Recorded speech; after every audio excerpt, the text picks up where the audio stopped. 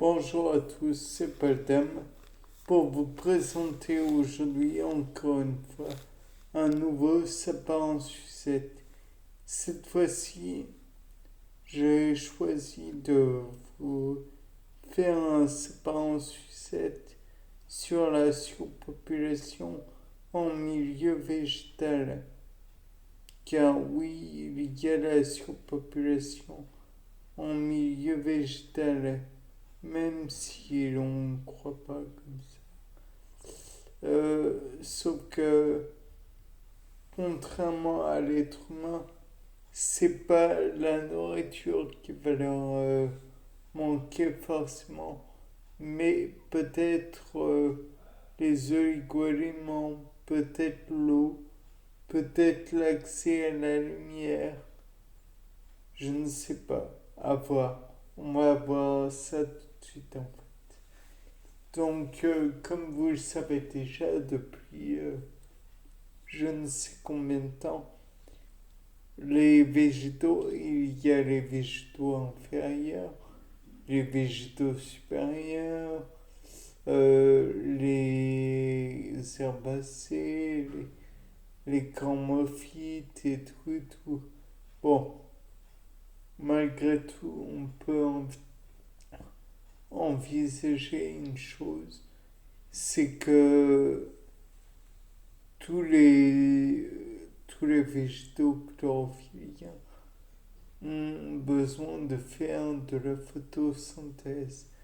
Et la photosynthèse, ça permet d'acquérir le carbone dont ils ont besoin à partir de la lumière et du CO2 présent dans l'air.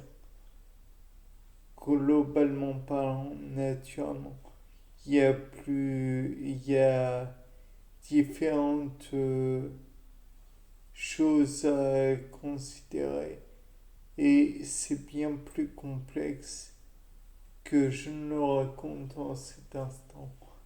Mais le fait est que si les végétaux ont accès à la lumière et du CO2, peut-être aussi un peu d'eau, alors dans ce cas, ils peuvent faire la photosynthèse. Donc le problème peut être l'accès à l'eau dans le milieu, tandis que l'accès à la lumière aussi remarque, puisque certains peuvent faire un genre de voile aux autres et donc engendrer un stress, voire même un certain rachitisme au niveau du, de la taille du végétal. Et donc, ce qui est produit comme l'idée suivante en fait. Seulement, s'il n'y avait que ça, les végétaux n'auraient aucun problème à se développer. D'ailleurs, on le remarque, ils se développent très bien dans les forêts équatoriales, amazoniennes et tout et tout. Le problème est non pas que il n'y ait pas assez de dioxyde de carbone, pas assez de chaleur ou de je ne sais quoi. Au contraire, il y en a même beaucoup trop du CO2. Et le CO2, ça peut être pratique pour les végétaux.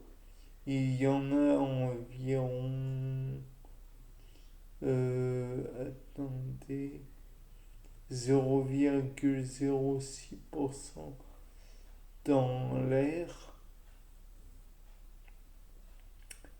ce qui, ce qui fait que eh bien, c'est déjà pas mal.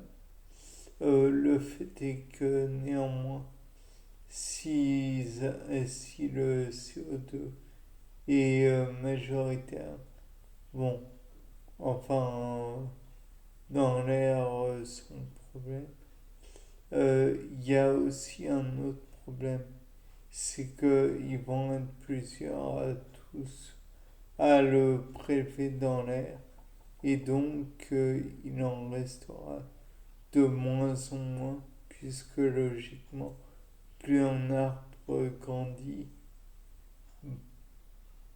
plus il va en prendre, je suppose, puisqu'il aura de plus en plus de feuilles qui pourront faire de la photosynthèse et donc les végétaux qui seraient inférieurs en taille n'auraient pas autant de choses à prélever. Néanmoins, il faut dire un autre point très important, c'est que pour l'instant, je viens de parler que du CO2 et un tout petit peu de l'eau, mais pas du tout des oligo-éléments. Oui, micro-éléments, oligo-éléments. Et donc, ce que l'on peut dire, c'est que ces micro-éléments du genre le potassium, le fer, le calcium, le magnésium sont indispensables pour les végétaux. Mais s'ils n'en ont pas, il est possible que cela mette en grand danger leur survie. On peut même dire que ça met leur existence en péril, voire en extinction. Mais le fait est que malgré tout, y a un point qui est qui n'est pas à négliger, c'est que certains oligo-éléments doivent être en quantité légèrement doivent être considérés comme des micro-éléments et d'autres éléments doivent être considérés comme des macro-éléments pour leur quantité utilisable et utilisée. À savoir que si il y a trop, par exemple, de fer ou de potassium ou que sais-je encore, peut-être que cela va influer sur la vitesse de croissance en hauteur ou en largeur du tronc. Et donc, si naturellement il y a des carences en éléments, ou au contraire qu'il y a une trop grande quantité d'éléments qui sont apportés, alors peut-être que cela va être un problème pour les végétaux. En même temps, on peut envisager un autre problème qui est celui de la pauvreté du sol, car nous le voyons justement dans l'exemple de la forêt amazonienne. Les sols sont souvent lessivés